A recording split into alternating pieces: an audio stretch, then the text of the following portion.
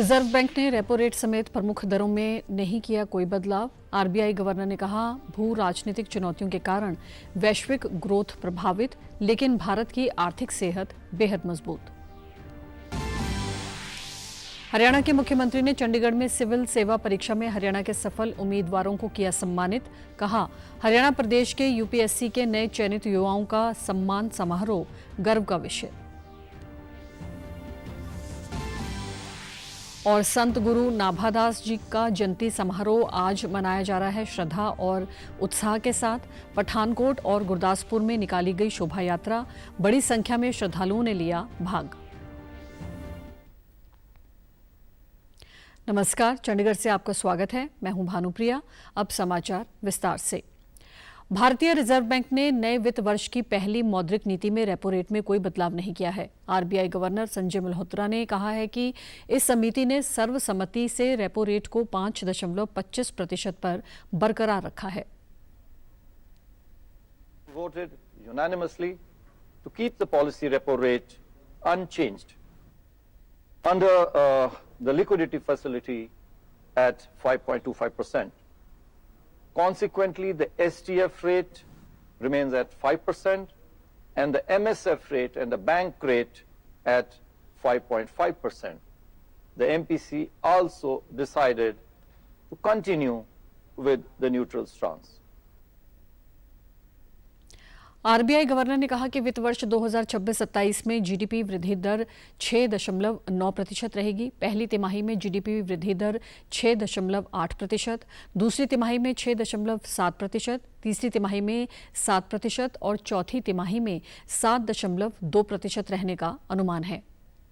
Is projected at 6.9% with Q1 at 6.8, Q2 at 6.7, Q3 at 7 and Q4 at 7.2%.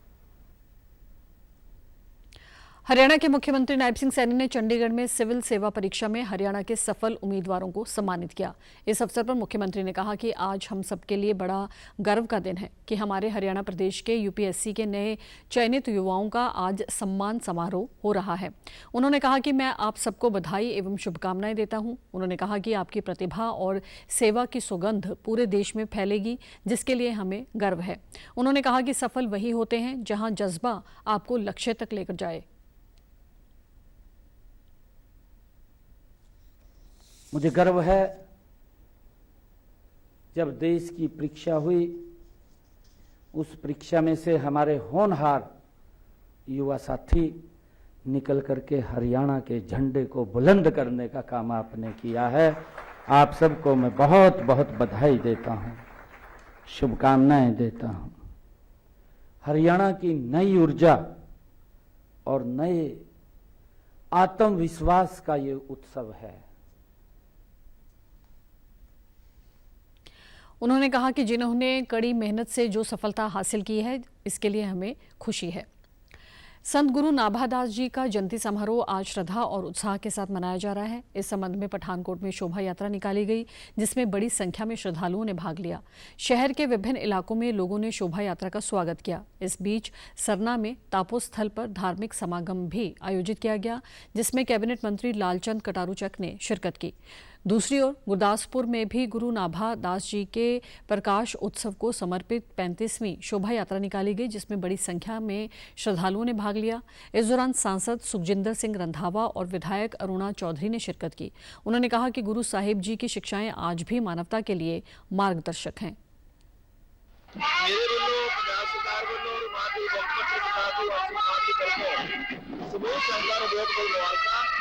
Lakh lakh ਵਧਾਈਆਂ और मैं appeal करता भी गुरु महाराज के विचारा तो फिलॉसफी तो ਆਪਾਂ ਸੇਧ ਰਹਿ ਕੇ ਆਪਣੇ ਜੀਵਨ ਦੇ ਅੰਦਰ ਅੱਗੇ ਵਧੀਏ, ਸਮਾਜ ਦੇ ਵਿੱਚ ਅਮਨ ਸ਼ਾਂਤੀ ਰਵੇ, ਭਾਈਚਾਰਾ ਰਵੇ, ਸਾਡਾ ਪੰਜਾਬ ਸਾਡਾ ਦੇਸ਼ ਤਰੱਕੀ ਕਰੇ।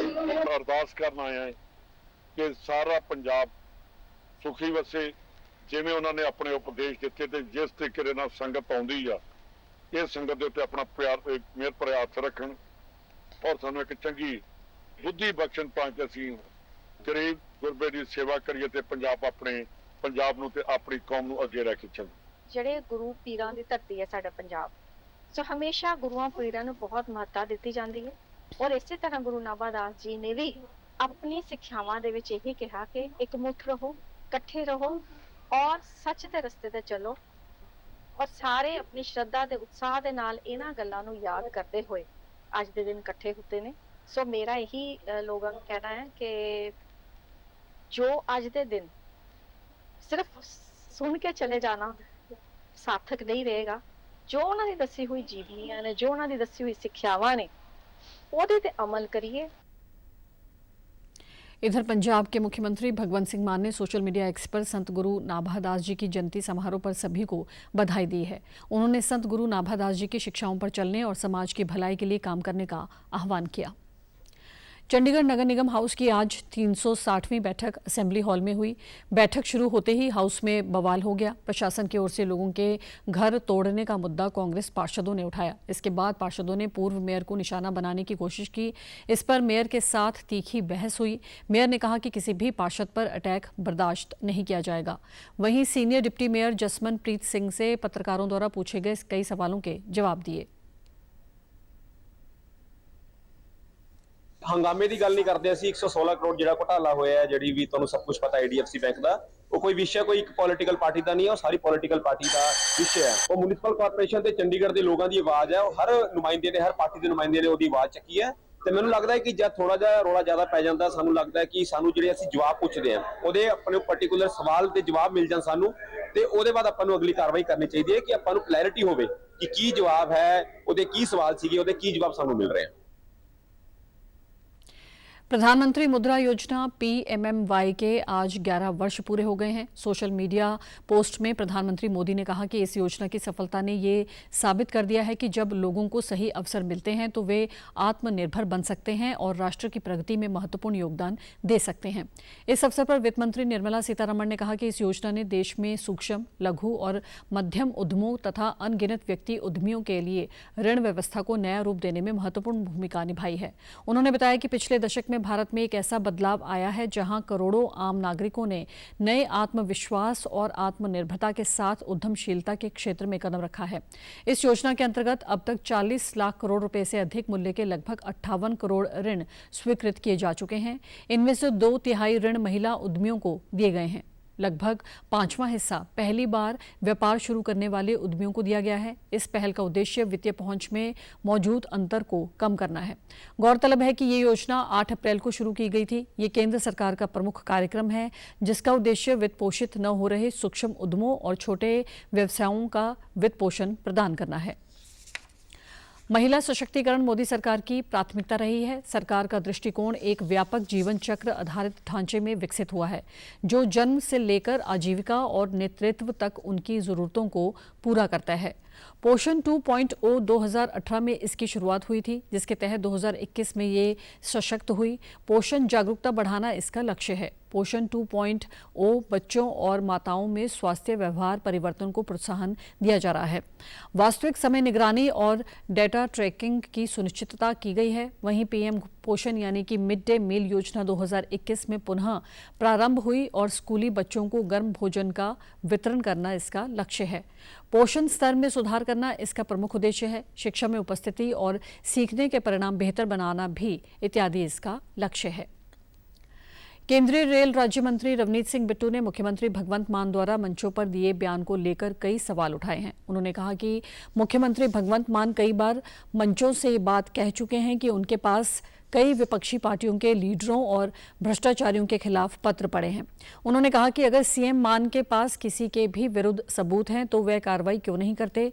उन्होंने कहा कि ये पत्र सिर्फ ब्लैकमेल करने के लिए रखे हैं। रवनीत बिट्टू ने आरोप लगाते हुए कहा कि आम आदमी पार्टी और कांग्रेस आपस में मिली हुई हैं। इन दोनों ने इकट्ठे होकर पंजाब में कई चेयरमैन बनाए हुए हैं। रैली च ये आम मानदा भी चिट्ठे पे आ, मैं जानदा इन्हां नूं सारिआं नूं। ਉਹ ਚਿੱਠੇ ਪਏ ਆ ਸਿਰਫ ਬਲੈਕਮੇਲ ਕਰਨ ਨੂੰ, ਡਰਾ ਕੇ ਰੱਖਣ ਲਈ। ਇਹਦੇ ਨਾਲ ਲੋਕਾਂ ਨੂੰ ਕੀ ਫਾਇਦਾ? ਲੋਕਾਂ ਦਾ ਤਾਂ ਜਿਹੜਾ ਕਰੋੜਾਂ ਰੁਪਈਆ, ਸੈਂਕੜੇ ਕਰੋੜਾਂ ਲੋਕਾਂ ਦਾ ਖਾਦਾ ਇਹਨਾਂ ਨੇ, ਉਹ ਲੋਕਾਂ ਦਾ ਜਿਹੜਾ ਪੈਸਾ ਜਾਂ ਤਾਂ ਉਹ ਤੂੰ ਉਹਨਾਂ ਤੋਂ ਵਾਪਸ ਲੈ, ਜਾਂ ਉਹਨਾਂ ਨੂੰ ਉਸ ਗੱਲ ਦੀ ਸਜ਼ਾ ਦੇ ਜਿਹੜੇ ਖਾਦੇ ਆ। ਪਰ ਤੁਸੀਂ ਵੀ ਬੈਠੇ ਹੋਏ ਇਹ ਨਾ ਸੁਣਿਆ ਕਰੋ, ਗੁੰਨਬਾਟੇ ਬਹਿ ਕੇ ਆਮ ਆਦਮੀ ਪਾਰਟੀ ਵਾਲੇ, ਉਹ ਇਹ ਜਿਹੜੀਆਂ ਗੱਲਾਂ ਕਰਦਾ ਨਾ, ਇਹਨੂੰ ਦੱਸ ਕੇ ਵੀ ਫੜ ਉਹਨਾਂ ਨੂੰ ਤਾਂ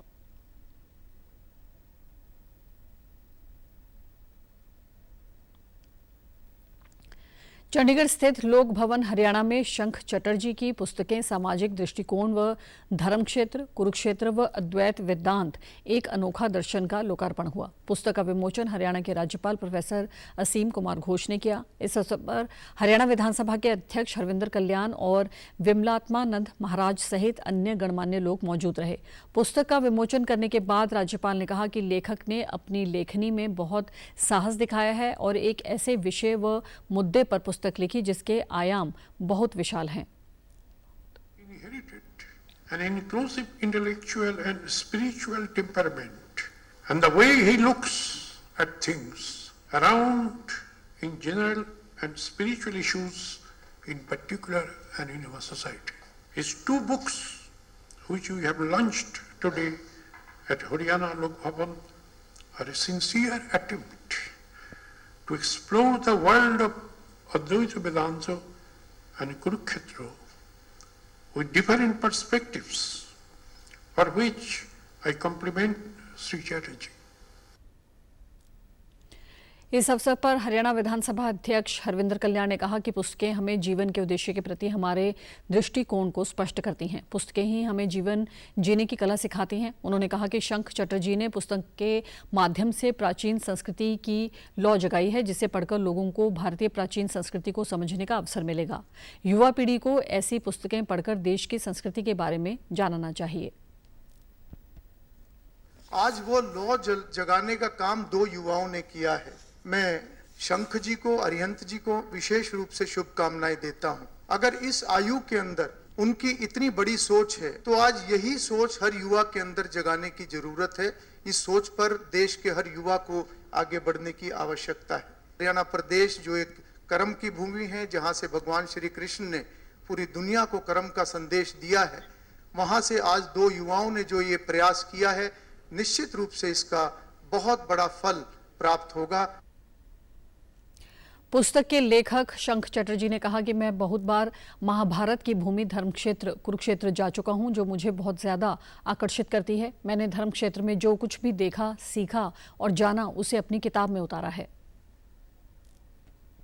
Sir also inspired me to learn about Shankaracharya, whose teachings and philosophy is little different from what we get to know from Lord Buddha, which made me write this book. So I wrote, with different opinions from Lord Buddha, I wrote Advaita Vedanta on the learning of Shankaracharya.